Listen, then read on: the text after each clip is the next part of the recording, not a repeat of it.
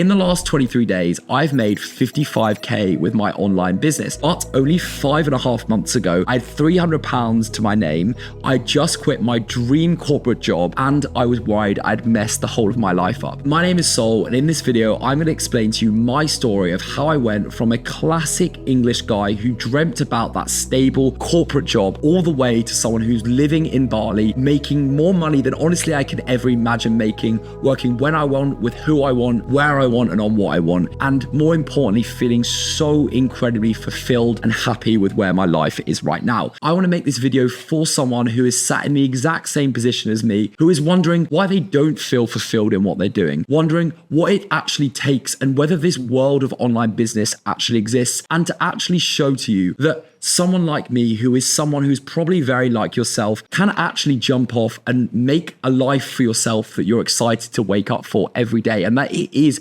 truly possible for anyone to be able to do the exact same as me. And that's because it all started in a town an hour outside London called Colchester in Essex, full of a lot of people who didn't dream to ever really leave Colchester. I did go to one of the best schools in the country, full of incredibly ambitious and bright people. However, ambition was defined in a very, very set way. You were ambitious, but the best thing you could achieve was going to university. There was no talk of entrepreneurship. There was no talk of traveling abroad. It was going to the best university. Everyone dreamt of going to Oxford or Cambridge, and my ambition was to get into Oxford. I was a high achiever, if I'm honest. I was rugby captain, I was school captain, I played semi-professional rugby. I was a bit of a big fish in a small pond, and I say that in the least arrogant way, but I felt comfortable. People told me that I was doing good things. People were complimentary about what I was up to, and I felt super comfortable. And that's why I never questioned whether what I was doing was right, because I was always managing to excel in what I was doing. I didn't take school particularly seriously.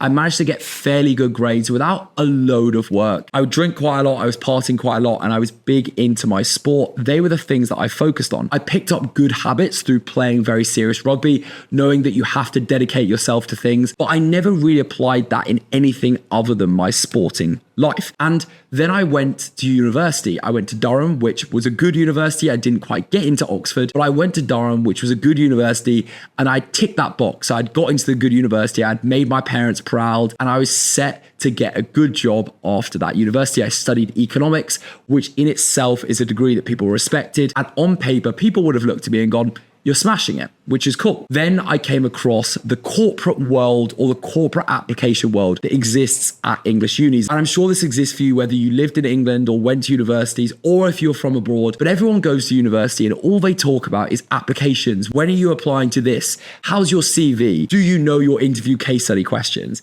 And I got swept up into that world. One of my friends told me about corporate consulting. He told me about this thing called strategy consulting, which paid really well. It was fast paced. Supposedly you got to work on very, very cool projects with big companies. It sounded very sexy to me. And as someone who had the attributes of wanting to make a lot of money, wanting to work on exciting things and feel that kind of ADHD speed to the work, it ticked those boxes. And I went, great. And I used what I had kind of developed from my sporting world to apply myself deeply and directly to getting into the best consulting job possible. I became literally obsessed with it. I would dedicate days and nights to sending hundreds of messages on LinkedIn to people in the consulting world to try and get an interview, to then try and get them to listen to my CV or read my CV, to try and get a referral. I would practice case study after case study. I got a reputation in my friendship group for just being incredibly hardworking at this, because I saw that as being the best thing that I could achieve from where I was sat in my kind of middle class Durham university. I never considered anything else. A few of my friends dipped into entrepreneurship and I took the piss out of them. I was like, why would you want to do that? Anyone who posted on social media I thought was so embarrassing. And anyone who even thought about entrepreneurship, I said, why would you not just want to go and work, get paid 60, 70, 80, 100K a year to wear a nice suit and get people telling you that you're smashing it? You know, I was making my parents happy. My dad was an ex-investment banker and he knew nothing different but to go into the city of London, to get that stable job, to make your way up the ranks. And he was super proud and impressed when I managed to get the strategy consulting job that I did, because not that many people from my university were accepted into that job. So again, I had continued with that overachieving. I was also playing first team rugby. I was one of the only first years to play first team rugby. I was still comfortable. Everything that I was doing, I was like, everything is just going so well. I was happy in life. I was partying loads, but also getting into the dream companies and also smashing it on the rugby pitch for where I was in my university age. And I continued that through first, second, third year, got offered the job and left university thinking life is going so well. I was so comfortable. And then everything changed. And this is your classic gap year story, because between getting offered my job and then going and working for that job, I asked to take 9 months out to go traveling. And that's absolutely classic. I went with one of my best mates to New Zealand and to Australia. And then when I was in Australia, about 4 months before my job was due to start, I got an email from them saying, we've had to delay your job start because of the economic conditions right now. And that was pretty devastating to me, as I pinned a lot of my self-worth on that. I remember loving telling people, like, while I was traveling, I was like, yeah, I'm working for this big strategy consulting firm. They asked me how much I was getting paid. I could tell them I was earning 60K, which for a grad, like a 22-year-old grad, is obviously loads of money. And it felt great. And then I got a little knock. I was like, wow, that's quite crazy that they can just email me. And my world fell apart a little bit. I was like, oh, wow, this is something that is like not so stable.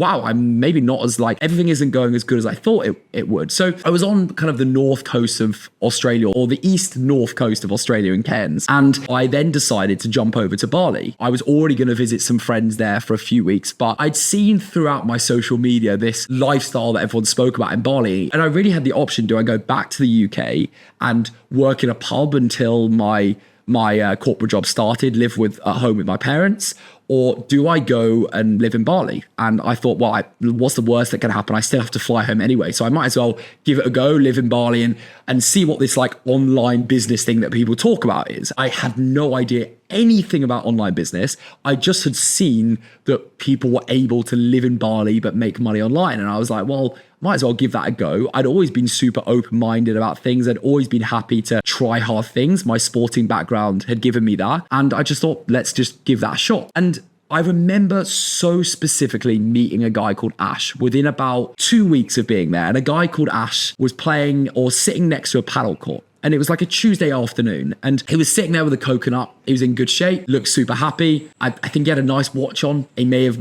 I was chatting to him and he mentioned some things that clearly indicated he had wealth. And it just broke my brain. I was like, how is someone on a Tuesday afternoon when, if you're an adult on a Tuesday afternoon, you're in an office, right? You're working with a laptop. Like, why are you able to play paddle? I was like, oh, I must be on holiday. And then he was like, no, I work in online business and online marketing. Then I started asking him more and more about his life, and everything seemed incredible. He was like, as I said, he was in great shape, super fit, super happy. Then I started pressing him more about money, and he's a very nice and open guy, and we started telling me, oh yeah, I do this deal. And I started to realize he was making incredible amounts of money. Like, we're talking 20, 30K weeks, genuinely more money than I could fathom. I was a broke backpacker. I was worrying whether I could afford the £5 meal next week, let alone someone who could earn 20K in a week. It was bonkers to me. How the hell is someone able to actually afford a supercar? He had like a Lamborghini, and I was like, this is crazy to me. So that just really blew my mind. And I guess the 4 parameters that I started looking at here is he was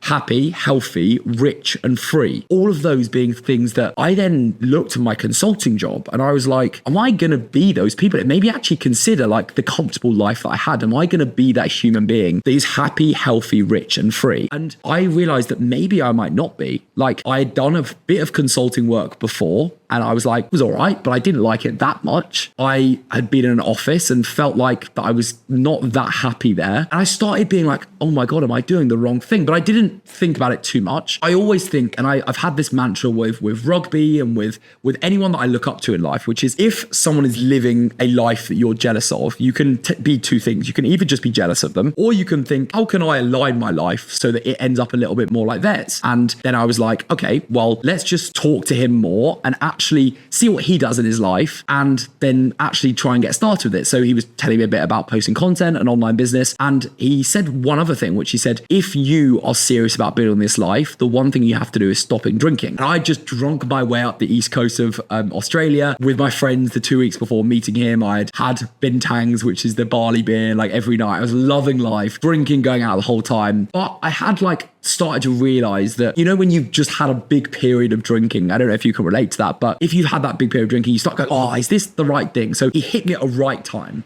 So I was like, well, I've got nothing to lose. I'm trying to save money anyway. Why don't I just listen to him, listen to his advice, and actually like stop drinking and see what happens. And then I was like, okay, so how do I make money? And we started talking about like, okay, what can I do? And I was like, all right, I know a little bit about marketing. I'd set up like a small startup to do with marketing. And I was like, kind of just confidently back myself blindly in whatever I was going to do. So I was like, all right, I've spoken to someone who needs some marketing help with a paddle app. So I then just started doing that. And I loved it. I cannot describe to you how much I just loved the idea of waking up in the morning and doing something myself. I had complete autonomy over everything. I chose how hard I worked. I chose what I worked on. I chose like the direction of things. I had so much autonomy, and I compared that to like a few of the internships, a few of the like questions I'd asked the people in the consulting world, and I just realized that like this was the work that I love doing. And the feeling that I always talk about is, and I still have this feeling to this day, is the first feeling you get when you open your eyes in the morning.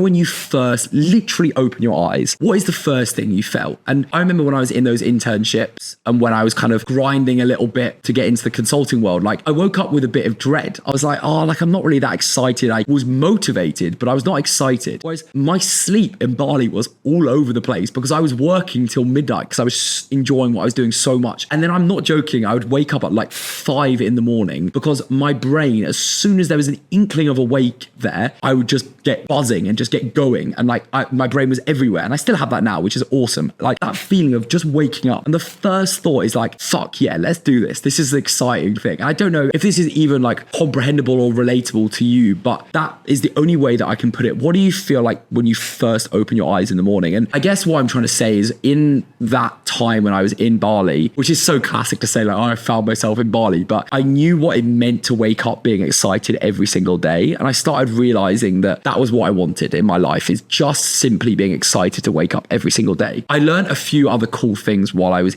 in Bali as well. I was networking with more and more people like Ash. I met a guy called Connor who deserves the biggest shout out ever in my story, in my journey. He's a big YouTuber with many hundreds of thousands of subscribers. And I met him because I took one action. And there was a gym called Nirvana, which is about £250 a month, £200 a month for Bali, for anywhere in the world. That is mind boggling. For Bali, which is obviously a relatively cheaper place in the world, that is obviously mind bogglingly expensive. But I met someone else who told me, you have to go to this gym. And I was like, all right, let's just see how it goes. Like, fuck it, let's just see it. And I met this guy called Connor in the sauna, and he very kindly basically took me under his wing. I don't know what he saw in me, to be honest. He always says to me that what he saw in me was that whenever he told me to do something, I acted on it. Even as small as saying like, let's just like make this plan, I'd act on it. Like as small as just researching into something. He gave me a little project to work on. I acted on it. In fact, he gave me this project and it was worth, I got £1,000 for doing that project. Bearing in mind, I was so skin. £1,000. I was like, oh my God, £1,000. Anyway, he kept seeing this action in me. And that's so the first thing is that showed me that investing in my environment, investing in that expensive gym allowed me to meet this guy, Connor, who was became a mentor for me, became someone who was living the life again like Ash, where he was happy, healthy, free, and rich. And I was like, this guy is killing it. He's just killing it. I need his life, not the life of the person who I had chatted to on the interviews many months back for my corporate consulting job. I didn't then have the life I wanted, but Connor said one other thing, and Connor was obviously a YouTuber, and he said to start posting content. I didn't know what I was doing. I was running this paddle app, helping marketing with the paddle app. I was also doing a bit of like marketing agency work myself with some beach clubs around Bali. I'd always been interested in content. Like, as you can tell now, like I'm a chatty guy. I think it's quite a fun idea. And I'd always thought it was tragic, but in the same way, just as the things that we think are tragic, it's like, why do you have such an aggressive feeling about it? And it's probably because in my heart of hearts, I knew that maybe I wanted to give it a little bit of a go. So I did. And I was like, Connor told me that content was the greatest way for me to escape what I was doing right now. And I started posting content, and I fell in love with posting content. I fell in love with the concept of coming up with an idea, the artistic way of kind of conveying it, even though I'm so not a creative person necessarily.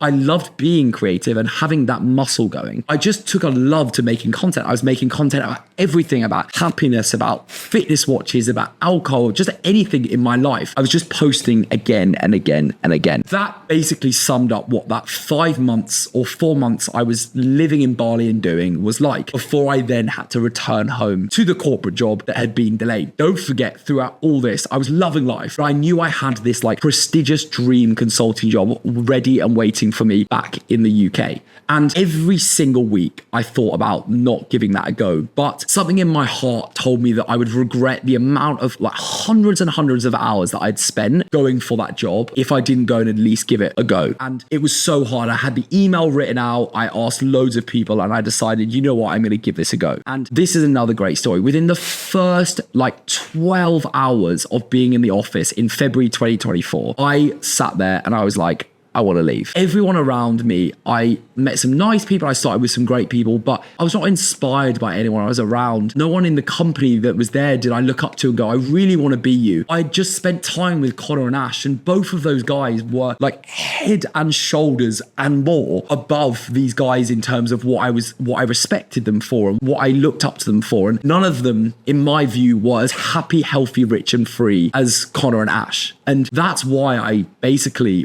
I just hated my life for it. I was like, London in February was not easy anyway, coming back from Bali, but the environment I was in, I was around everyone who was like still of my old life, all my best friends from university who had become lawyers and bankers and were happy on 30 to 70K salaries. And I'd seen the money that you could make with this online business thing. It was like almost dangling. It's almost like dangling freedom and dream life in front of someone and then ripping it away from them. It was brutal. And I spent every day in my corporate life hating what I was doing because I knew what life existed out there. And I'd had a taste of that freedom.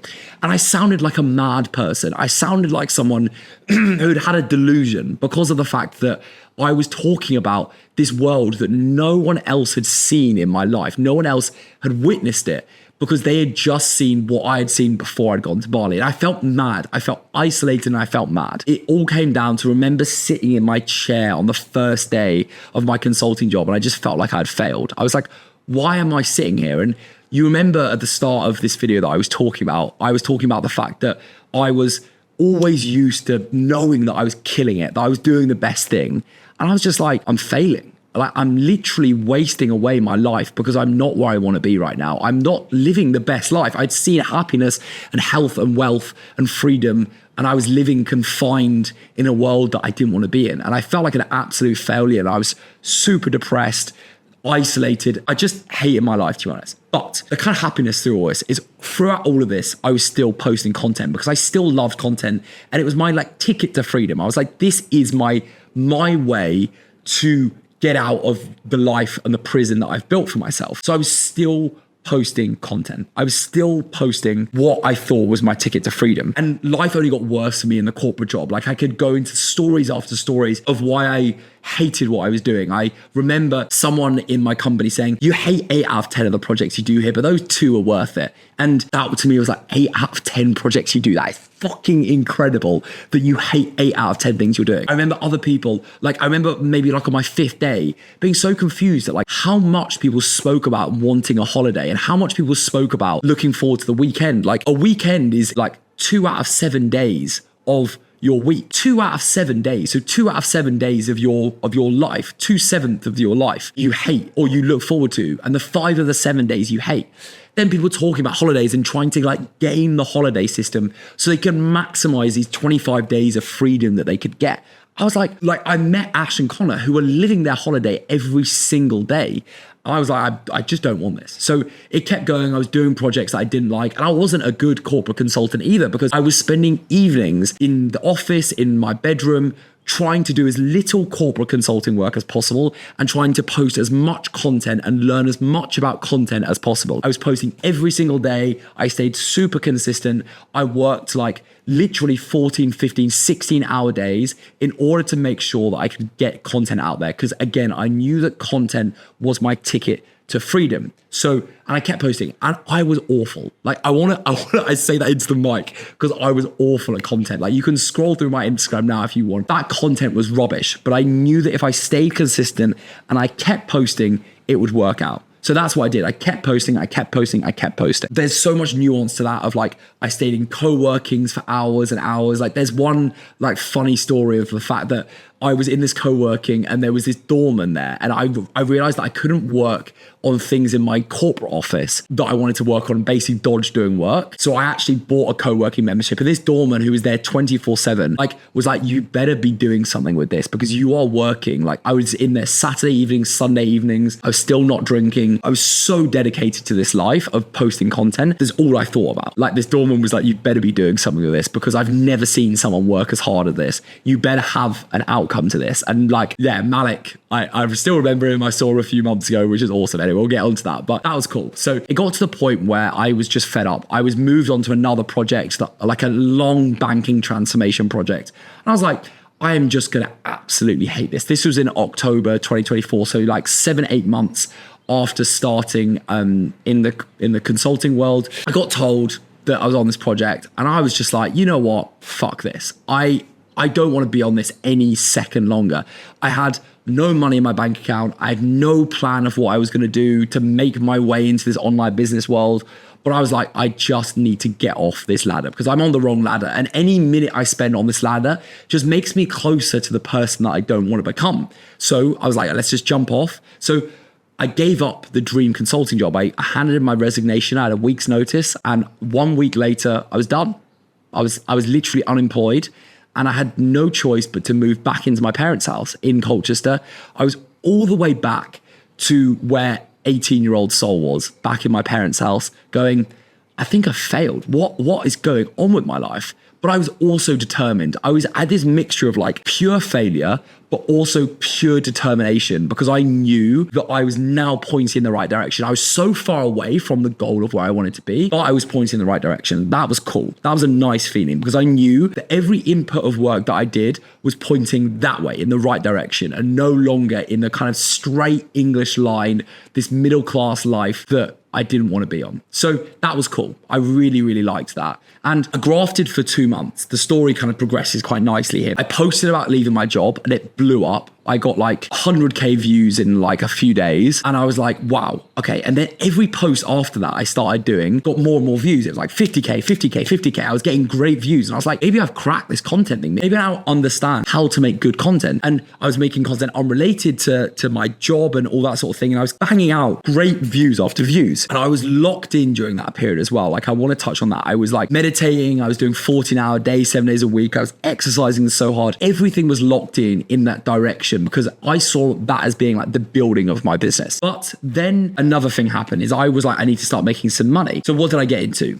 I got into something called high ticket sales because I'd seen Connor and Ash and I had asked about their business model, and they were like, well, at some point they take sales calls and they have guys and girls who are taking their sales calls. And it's a great way to understand how to sell, which is a fundamental part of how to actually understand business, is understanding the sales process. Plus it meant that I could get proximity to people who are in online business. So I sold for a few people. I sold for a fitness guy and I sold for a kind of B2B guy. And I learned the inner workings of online business, how to build an offer, what looked good and what brought people in to good offers and what brought people into bad offers. Like, I understood that business world. I then did something incredibly drastic as well. On zero money, I'd not made any money from my high ticket sales. Yeah, I was just onboarding onto a few offers. I realized that living in Colchester was absolutely killing my growth. I love my parents, but I was not having online business conversations. They weren't like Connor and Ash. They were talking about like, oh, how's it going? Like, has your post got any views? They didn't know what they were talking about. They were trying to be supportive as best they could, but it was incredibly hard for them to do that. And then I was like,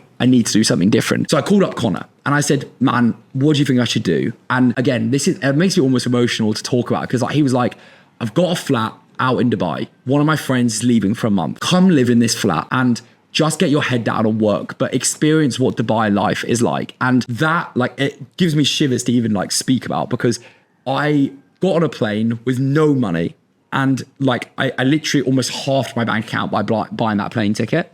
And I like slept on the sofa on the overnight flight over there. Like it was like on the like layover, like it was proper budget travel. And I just was like, I just need to surround myself with the right people. So I basically went to live with Connor, an apartment very close to his, which I was so fortunate to get. And I literally locked myself in that room for 16 hours a day of work, 7 days a week, posting content and basically going, this is going to be the transformational period. And I was like, I just need to get something off the ground. So what I did is I did do that. And I got something off the ground by basically, weirdly enough, having message after message after message of people who were saying to me, how do I get started in content? Because I'd now been posting for almost a year and a half, or just over a year. Yeah, between a year and a half. And my content was blowing up. Like I was getting 50 to 100K views. And for any business, that is obviously very, very useful. So I was getting messages from people being like, how do I get started with content? I was not teaching people who knew content. I was like, they were looking at me, they were like, you're a classic English guy. Everyone is terrified of posting content in England because of tall poppy syndrome and basically people taking the piss out of you. So how do you get started with content? And I was like, okay, great, I'll just help you. And I was helping people and I was getting them amazing results as well. And then they were like, if you're doing this, like I want to pay you. You're getting me amazing results. And I was putting testimonials up of people getting great results because I'd seen what that looked like in high ticket sales. I was making a little bit of money and I saw how to kind of build that offer, putting testimonials out there, and people were like, I want to pay you. So then I was like, all right, well, why don't I've got enough demand for this. Why don't I launch like a mini coaching thing and see how that goes? And I got 8 people in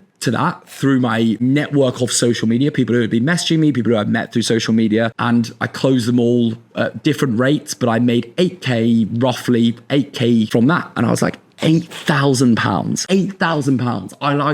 I remember when I made my first sale, and I want to put the video up. So this is the video of my first sale.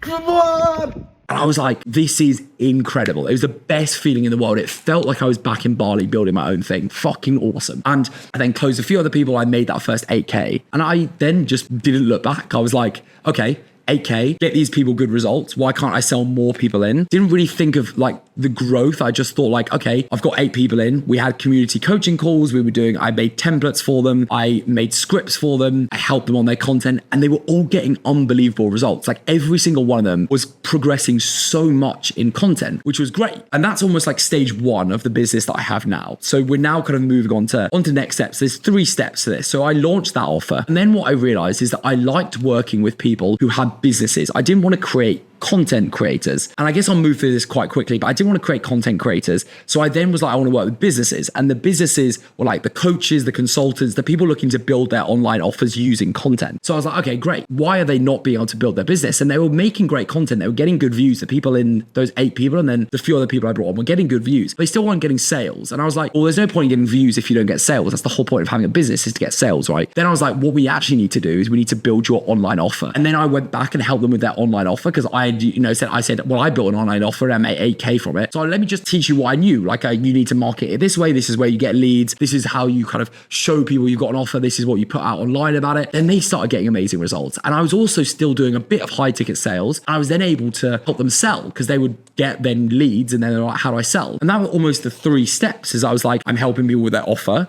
how to generate good content to get the leads, and then how to sell those leads. Through that experience, I was like, well, now I'm not just a content coach, which I had kind of made maybe 15, 20K off just being a pure content coach. Actually, I was a full spec consultant of how to build your online offer, to how to start your online offer, to then how to like create amazing content around it, and then how to sell it. And that's kind of what I still do today. And we've iterated so much. We're sat at 40, just under 40 clients, 38 clients right now. We've collected a total of 217K in revenue. I'll be honest, have more money than I could ever imagine right now. But far more importantly, I just love what I'm doing. I love the clients that I'm working with. I love helping them. I've helped people escape their corporate job. I've helped people build and make money that they didn't even know was possible. I've had people tell me specifically on a text message, I've changed their life. Like, all of that is just incredible, an incredible feeling. And right now I'm filming this video sat in a remote island or remote place in Bali with a load of entrepreneurs, loving my life, feeling so fulfilled every day. So that is kind of up to speed with where I am now. But I guess there's a few things that I learned along the way that hopefully you've picked up through this story. But there's a few things that really stuck out to me. And the first is just to act on things, like to not delay, to not allow yourself to waste time. Because my success, or my perceived success, has come from just getting going with things. I quit my job like really as soon as possible that I thought was the sensible. But I also started that community as soon as possible. I started posting as soon as possible. That's why Connor and Ash believed in me, because I just acted on things. And that is one thing that I would say is like to do not delay things, to act on things. Another thing that has allowed me to get rid of things, to move quickly, is to get rid of imposter syndrome. I don't allow doubts and fears about myself to get in the way of me. I just move with speed and move with confidence, like almost unreasonable confidence. And that's another thing that I think has helped a lot. And then the third is being utterly ambitious. Like I sat in that Dubai room when I was doing 14 hours a day, and I remember getting the first £400 payment, and that was incredible. And now I'm like, I made 50K this month. And I cannot believe that, saying it out loud still, because it was only 5.5 months ago when that £400 was everything to me. And I am just utterly ambitious that there's no reason why I can't take that to 100 and 200 and 300 and 400K in a month because of that delusional ambition. So delusional ambition, speed of execution, and just absolute confidence in it, and removal of imposter syndrome has been what's helped me. And I just wanted to share those 3 bits. I hope this story has been useful. I'm so happy with where my life is right now, and if you want me to do the same for you, then let me know. I have a link in the description, but more, this video was to show you exactly that it is possible that you can build this life for yourself. Thanks very much for watching.